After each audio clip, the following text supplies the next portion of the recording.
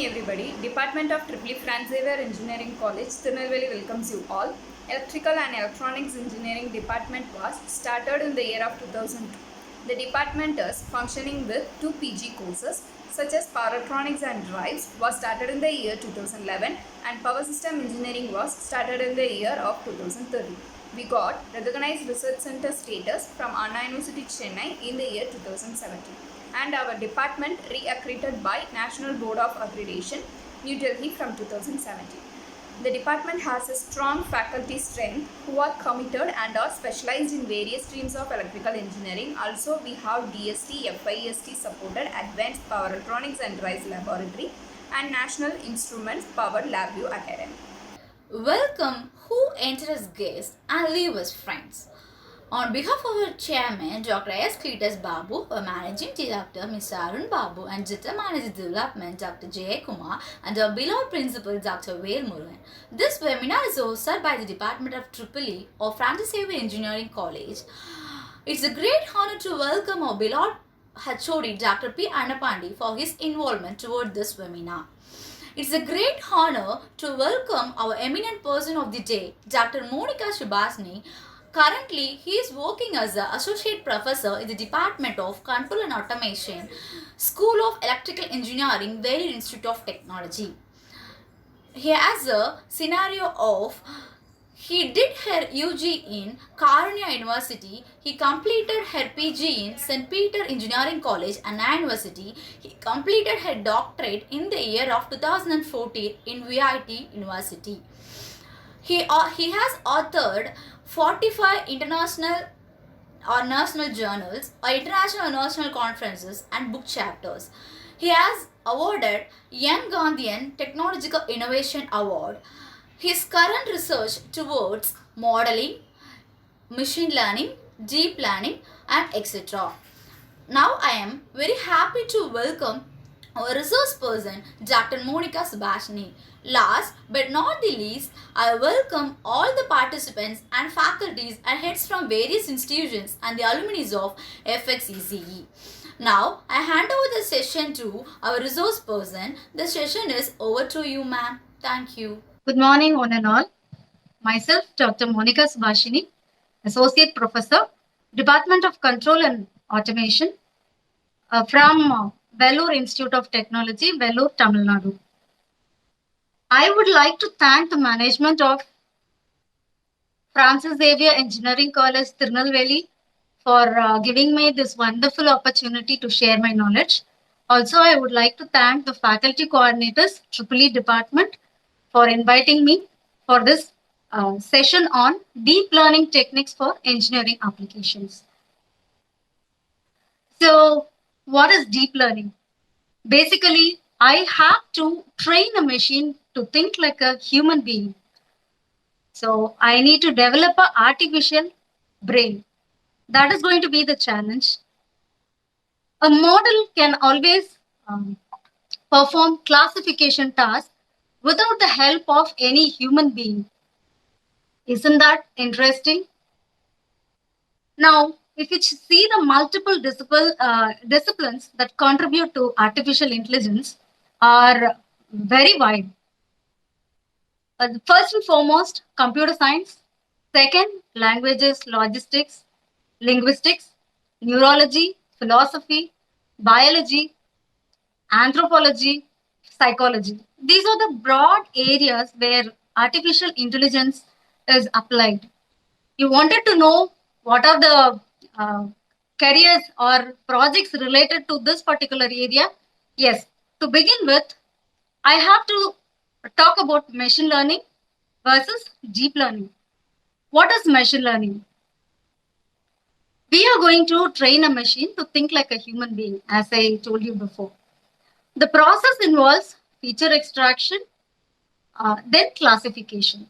But this particular process involved in machine learning takes some time, consumes a lot of time. So scientists and researchers worked on in reducing the time. The computation speed has to be increased. Hence, we came up with deep learning algorithms. So these deep learning algorithms will combine feature extraction and classification together. So deep actually refers to be the number of layers. One or two layers will end up with a neural network, whereas we are going to increase two or more or dense layers that will be coming under deep learning.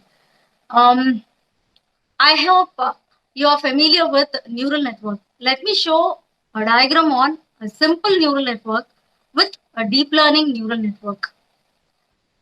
Initially, we have an input layer, a hidden layer, and an output layer. This is what a simple neural network is known as. But when coming to deep learning neural network, you can see there are more number of hidden layers. These hidden layers actually are the processing units. So as an example, let me show a block diagram related to a classification problem. Input image, a car is available. So we are going to perform feature extraction on this particular image. The features are extracted, and based on the features extracted, the classification happens. Identification process happens depending upon the feature extraction, whether it is a car or a truck or a bicycle. N number of classes can be accommodated using a deep learning neural network. So why are we choosing deep learning networks? You could have there would be always a doubt in your mind. Neural network, we are all comfortable with the neural network, but why we are moving on to deep learning networks? Now, for better accuracy, we have to use large number of data set. But for large number of say data set, a machine learning algorithm or a simple neural network will not support. The performance also will be affected. Hence, we are moving on to deep learning neural networks. The advantage of deep learning neural network is it supports huge number of data, and computation processes very less, and also the performance is increasing. This is the major reason why we are going for deep learning network for all the complex patterns involved.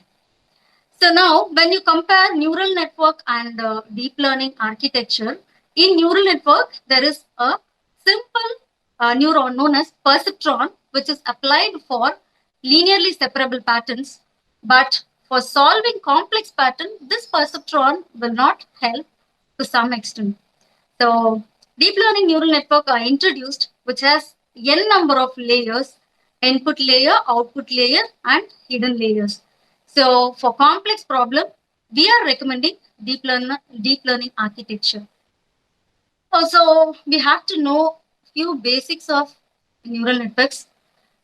Maybe a few of you are already aware of the basic units. Anyways, a set of processing units, a set of connections, a computing procedure, a training procedure. These are all the four main basic attributes which deals with the fundamentals of neural network.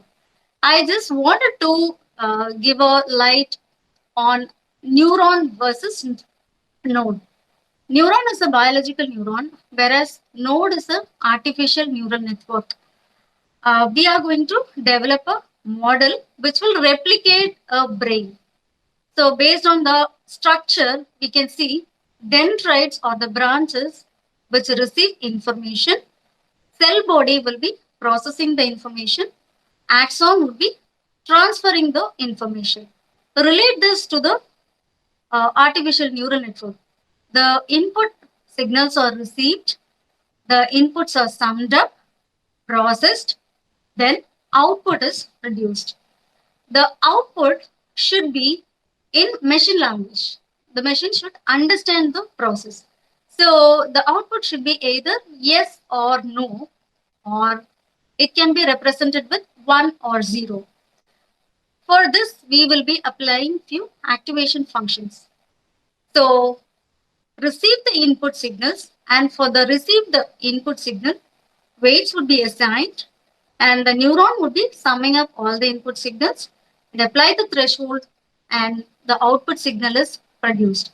So what is the formula for calculating the net input and output?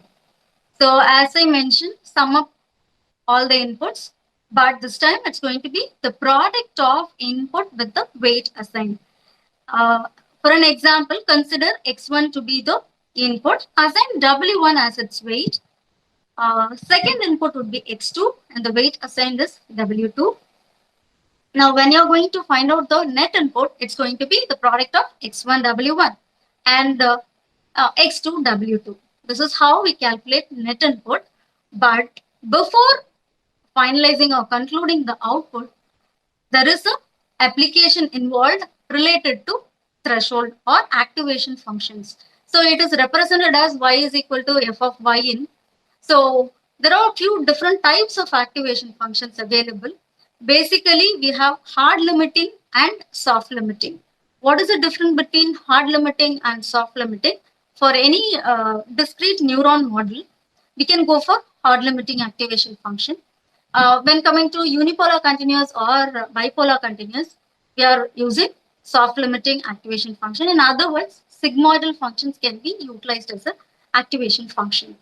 So step function, signum function, sigmoid function, linear function. These are the few examples available in neural network which will support in the output, production of output. So you can see the limits 0 to plus 1 or minus 1 to 1 or 0 to plus 1 or minus 1 to 0. These are the various intervals. So based on the application and problem statement, you can choose the activation function accordingly. So, well, when we talk about multi-layer perceptron, why are we moving on for multi-layer perceptron? There is a difference between single-layer perceptron and multi-layer perceptron. As complex projects involves more number of hidden layers, we are going for multi-layer perceptrons, and uh, basic operations would be classification, recognition, prediction, and approximations. These are the few problem statements where we apply MLP. MLP is multi-layer perceptron. It is also known as feed-forward neural networks. There is no feedback involved. As an example, I can just tell you.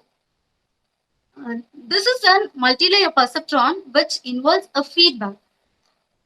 This is just to rectify the error. There are two types. One is feed-forward network, the other one is feedback networks. This particular example gives the dynamics of a plant. Let me design or develop a neural network model which will exactly replicate the performance of a plant. Now, just calculate the output of the plant and check the result with the neural network model. Now, how well your plant is performing can be verified or validated with your neural network model. The error can be optimized based on the learning algorithms.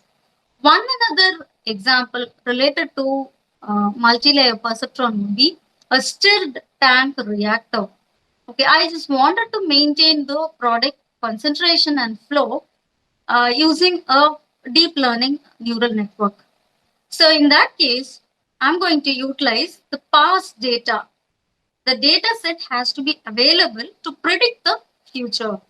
So about the inflow, about the outflow, the concentration and the liquid level would be helpful for me to maintain the product concentration and flow. So this is more about a technical problem.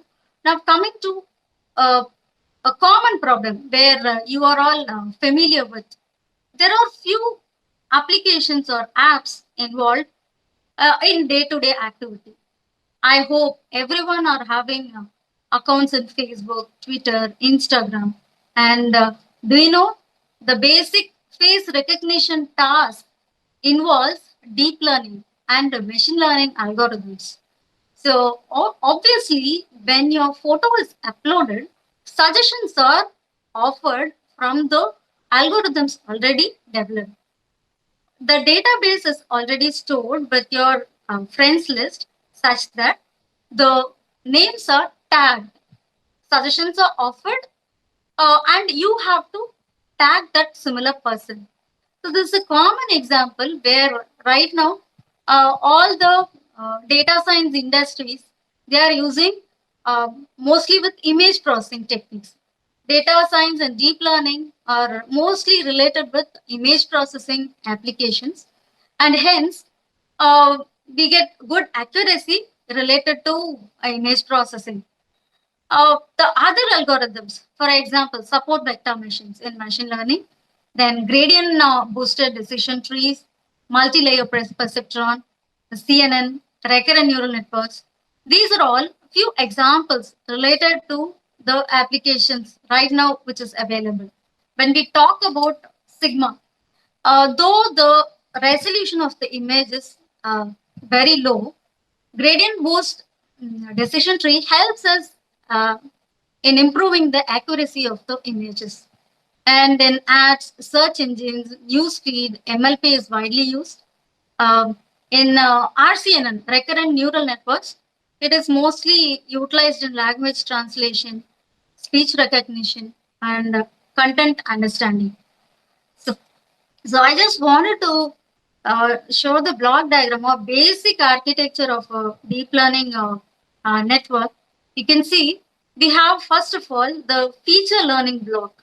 The feature learning block uh, has convolution layers with pooling layers.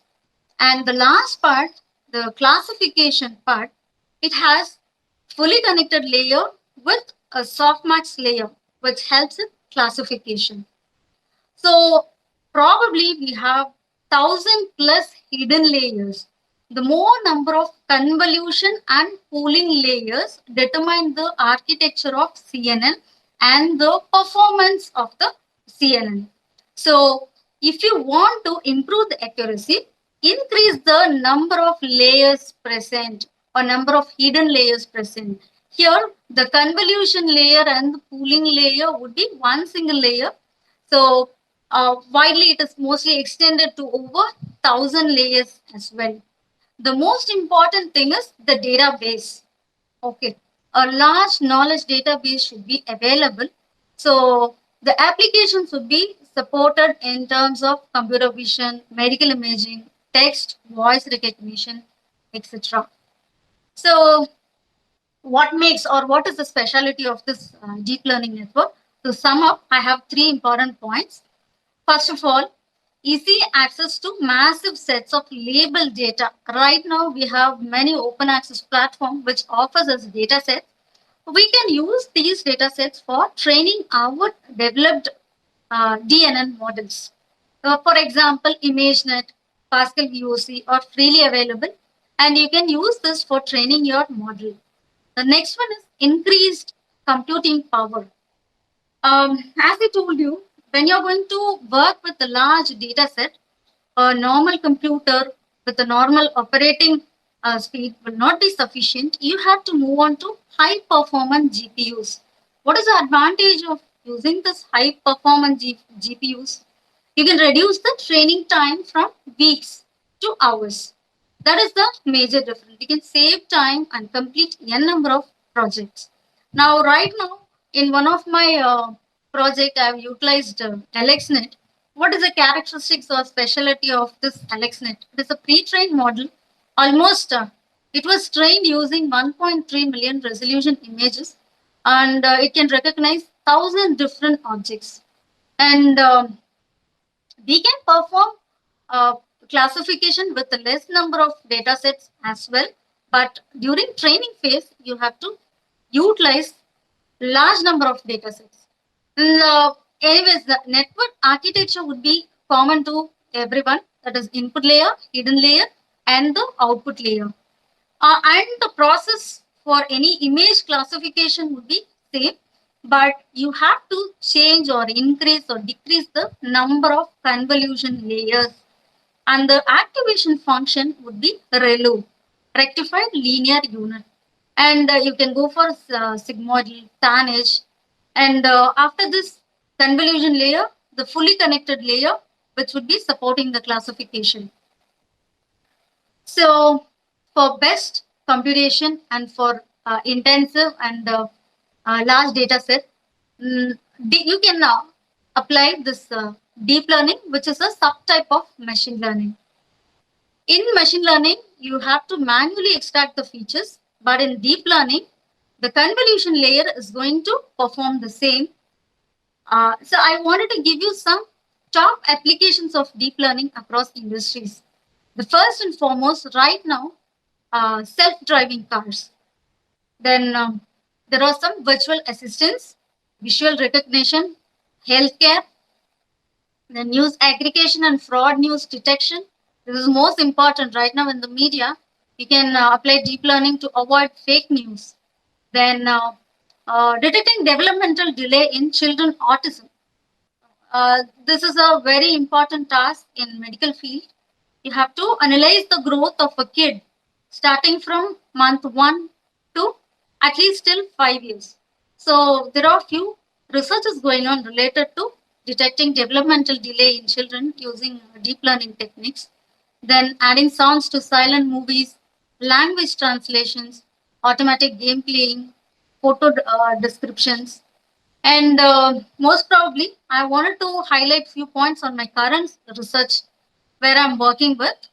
Uh, the first research is residual waste segregation, because right now we have degradable, biodegradable, and non-biodegradable. So, with the help of sensor and camera images, deep learning algorithm is applied for automatic classification. We are in process of developing a hardware which will help in opening and closing of a bin. The idea is receive the input based on the images, identify whether it is degradable or non-degradable, then open the bin according to the nature of the waste. This is what the ideology behind this process, this project.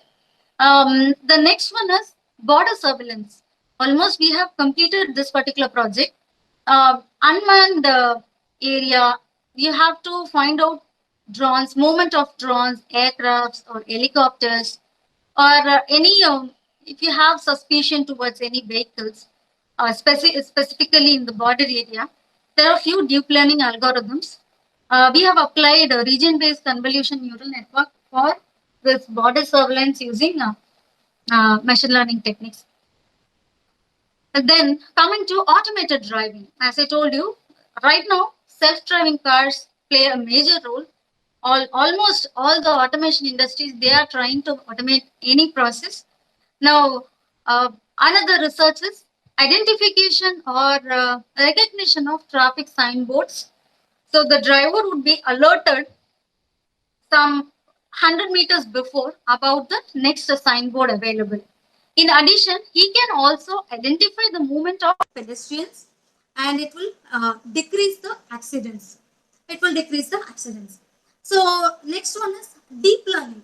Deep learning, actually it is a autonomous driving to life. Pedestrian, which will help in decreasing the accident. That is most important feature. And I wanted to show a block diagram which will help you in understanding the automated driving process.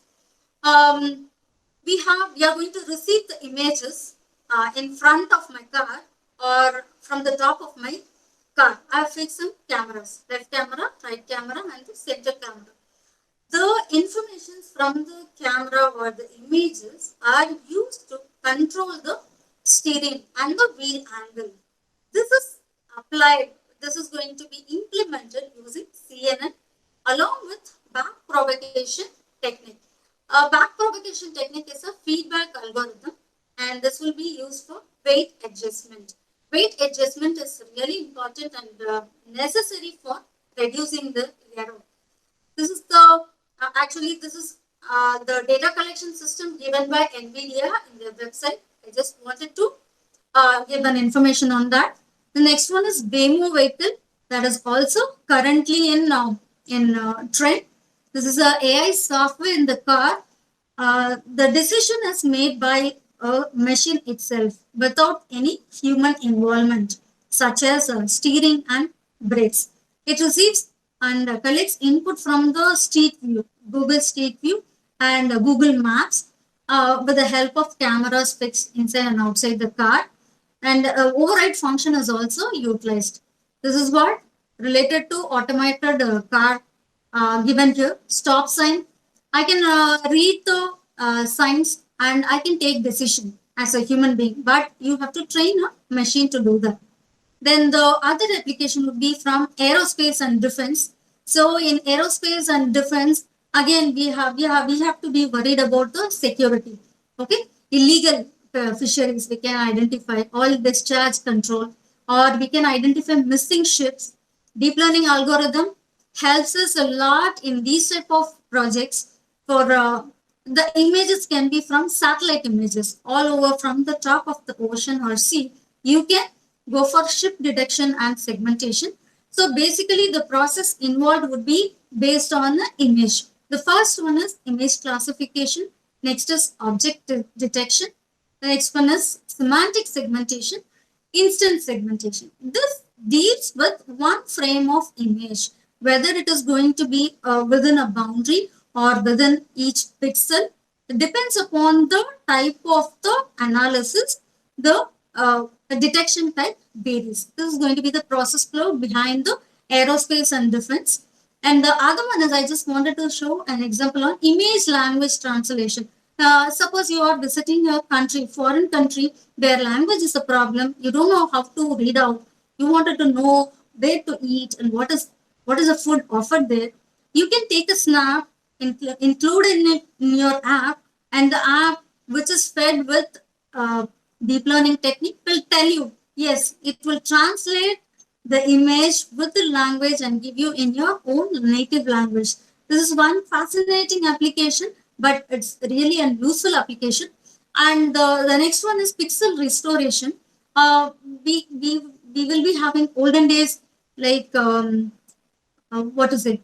From 1980s or 1960s, you have some photographs and it is unclear. You wanted to restore the quality of the image. Again, here DNN helps you in restoring the quality of the pixel.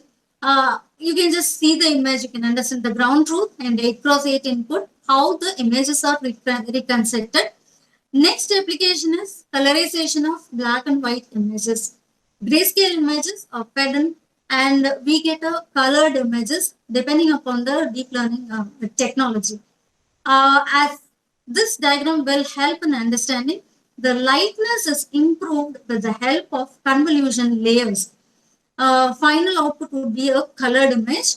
In industrial automation applications, the safety of the workers are even taken care of deep learning algorithms with the help of image processing technique. You can automatically detect whether people are present or not behind the heavy machinery, which will be helpful for them for the safety.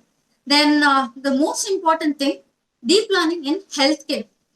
In healthcare, we have mostly image processing techniques involved. The first and foremost, magnetic resonance imaging, ultrasound, positron emission tomography, mammography. Based on these images, you can process the image using deep learning techniques and diagnosis of diseases are possible.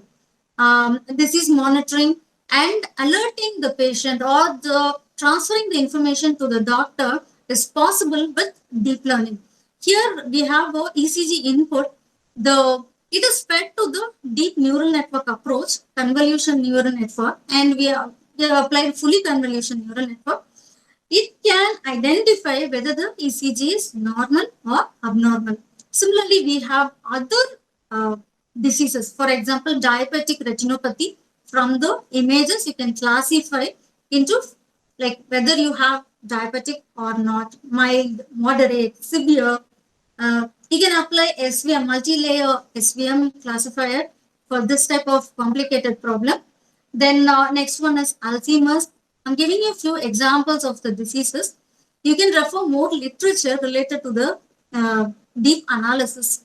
Next one is arrhythmia, autism, dental cavities. Only the input should be the image as well as the stains. For example, if you're going for a laboratory, microscopic images would be there. You can feed in the microscopic images to identify the stage of a tumor event. You can classify whether it is benign or malignant. Depending upon that, you can complete your analysis. And coming to virtual assistants, when I was talking about this healthcare, I remembered chatbots. There is there are few chatbots available. You can search in Google. Yeah, whatever information you want, you can search how it is happening, who is supporting it. Yes, the deep learning algorithms and the machine learning algorithms developed by the researchers are helping us. Alexa, Bixby, Cortana, Siri, Google Assistant are all having this base of artificial intelligence. We have a direct interaction with all these virtual assistants. Am I right? We get information from them. For example, we can even control all the devices in our home. It is actually known as a smart home automation system, and we can apply IoT and artificial intelligence techniques. And there is one specific app which was founded in 2016, Allo Ava, and that is actually a app which is help in cancer detection, skin type cancer detection. With the help of some questionnaire and prompts, this chatbot was able to analyze based on our images whether we have specific skin cancer or not. Okay, so coming to the architecture, I just wanted to give some information about deep learning techniques. What are the networks which support this deep learning techniques? First and foremost, you have to know about neural networks. Next, you have to go for multi-layer perceptron. Next, RBM, then stacked autoencoders, convolutional autoencoders, convolutional neural networks, recurrent neural networks, long short-term memory. When I'm processing with X-ray and CT images, recently we worked on this long short-term memory. And depending upon the problem statements, you can choose the most relevant architecture and the network. And fully convolution network gives you better accuracy compared to a normal CNN. And there are few pre-trained CNN models which are right now available in open source platforms. You can see we have AlexNet, FASTA RCNN, GoogleNet, ResNet, BGGNet. So to talk more in detail about these pre-trained models, there are a number of applications related to agriculture. You can automate an irrigation system. You can control watering of the crops, or identifying the disease of crops, or identifying the plant type or plant species of plants you can identify. Maybe from the satellite image, you can identify whether it is a plateau or it is a sea or ocean. You can analyze the uh, platform based on the images, satellite images. So now I just wanted to move on to the architecture of CNN. As I told you, we have a convolution layer and pooling layer. And the output is we have the fully connected layer. So what is the operation or principle behind this convolution layer? The first layer is to extract features from the images, from an input image. It is when you're going to apply a convolution filter to the input image, a mathematical operation related to multiplication is performed. So now we can try with the different filters and perform operations such as edge detection, blur, sharpen, and other boundary detection by applying the filters. Basically, the input image is multiplied or processed with the filter matrix. You are going to apply a filter. This particular example will give you a clarity. An input image matrix of dimension 5 cross 5. It is convolved with that was going to be the right word, convolved with a 3 cross 3 filter matrix. When you are performing this operation, you get a output matrix. Just check out the convolved feature is reduced in size. The initial one was 5 cross 5. Now the output matrix is 3 cross 3. The specialty is no information have been lost. We are going to retain all the information without losing information by applying this filter matrix. Next one is show you the example by applying various convolution, different types of filters or kernels. You can see the output image after the application of filter. Either you wanted to sharpen the image, blur the image, or for blurring you have two types. The first one is normalized type, the second one is approximation type. So this is how the convolution layer are working in application of filters for the input images. Next one is pooling layers. So in the pooling layer, these layers will reduce the number of parameters when the images are too large. So we have three different types of pooling layer. First one is maximum pooling, second one is average, and third one is summing. So I just wanted to show an example such that you can understand the operation behind maximum pooling. This is how the input image is reduced in dimension by applying max pooling technique. Stride, what is the word stride denotes? Stride 2 means movement of the filter from the first column. If stride is 2, you have to move first 2 columns. So for you can see we have 4 quadrants. You have to choose the best among the 4 quadrants. So the maximum value. First quadrant it is 1, 1, 5, 6. What is the maximum value? 6. And in the second quadrant 2, 4, 7, 8. What is the maximum? 8. Then in the third quadrant you can see 3, 2, 1, 2, and obviously 3. And the last one 1, 0, 3, 4. Go for the maximum one, 4. Now we have reduced the dimension by applying a suitable pooling layer. This is similarly coming to the summing. You have to just sum up. Instead of finding out the maximum, go for summation. 1 plus 1 plus 5 plus 6. So the first quadrant will become 13. 5 plus 11, 12, 13.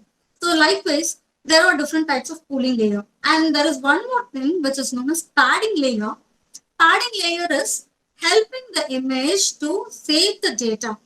For example, if the filter does not fit perfectly with the input image, you have to pad the pictures with zeros. That is actually known as zero padding. Let me show you a diagram which will illustrate this process. When we are processing 3-dimensional image, you know we have 3 channels, red, green and blue, and the padding technique is applied individually for all these 3 channels. The first one you can see 2 layers have been surrounded onto the original image. And the circumference you can understand we have zero information padded around the original information. So even when your filter is not fitting the image, the data would be saved. So this is actually known as zero padding. Then coming to the activation function, as I told you before, we are moving on with the ReLU activation function. Recently, it is supporting in removing non-linearity. So in that case, the output would be f of x equal to maximum of the input parameters. And it stands for rectified linear unit for a non-linear operation. We can also go for other non-linear functions, tan h or sigmoid. But most of the data scientists, they are using ReLU recently because the zero values can be, negative values can be rounded off to 0 when you're applying ReLU activation function and you can save the data. This is about the ReLU activation function. Next, the last classification layer, which is known as fully connected layer. Whatever the processed matrix is now flattened into a vector, and this vector is fed into a fully connected layer, which is again a neural network. The matrix which was converted into a vector is clubbed up to create a model, and to this model we are going to apply activation functions such as softmax or sigmoidal, which is going to be the last layer, and the output would be labeled, whether it is going to be a cat, dog, car or truck, whatever might be the classification problems. So this is the last last layer of the convolution neural network. So I just wanted to show light on the constraint phase. It requires massive amount of training data set. That is the only constraint. If you're going to use pre-trained model, you can download data set from the open source platforms available. The quality and the size of the data set majorly involves in the accuracy of deep learning classifiers. Okay, so that is going to be the biggest barrier in the success of deep learning, the data sets, availability of data sets. Coming to the conclusion, I just wanted to throw light on the scope of this deep learning neural networks. Engineering students, the stream might be EEE, E&I, ECE, computer science, mechanical, whatever is going to be the stream, don't worry at all. This deep learning neural network supports all types of research problems. You can solve any complicated research problem with the help of deep learning neural networks. However, it is not going to be the only solution, but for easy access and easy implementation for good accuracy, you can choose this deep learning techniques for your projects and for your research. So with this, I wanted to conclude the session. I would like to thank the management of Francis Xavier Engineering College in EEE department, the faculty coordinators for giving me this opportunities to discuss about deep learning techniques within a short duration of time. For any queries, please mail me at monicasubhashini.m@vit.ac.in. Thank you so much. Give thanks for a little and you will find a lot. Honorable Chairman, Managing Director and General Manager Development, I have been asked to propose a vote of thanks in front of you. First of all, I would like to extend my special thanks to all the participants who can spend your valuable time with us. Next, I would like to extend my special thanks to our coordinator for his sincere work. Next, I would like to extend a special thanks to our beloved principal, Dr. Vel Murugan, for organizing this event in a grand success. Next, I would like to extend my special thanks to our HOD, Dr. P. Annapandi, for encouragement and support. Last but not the least, I would like to extend a hearty thankful to our resource person, Dr. Monica Subhashini, Associate Professor, Baylor Institute of Technology. The power of words are excellent. The word you put out this session was excellent, ma'am. Thank you. Next, I would like to extend my special thanks to all the participants who can spend your valuable time with us. Thank you.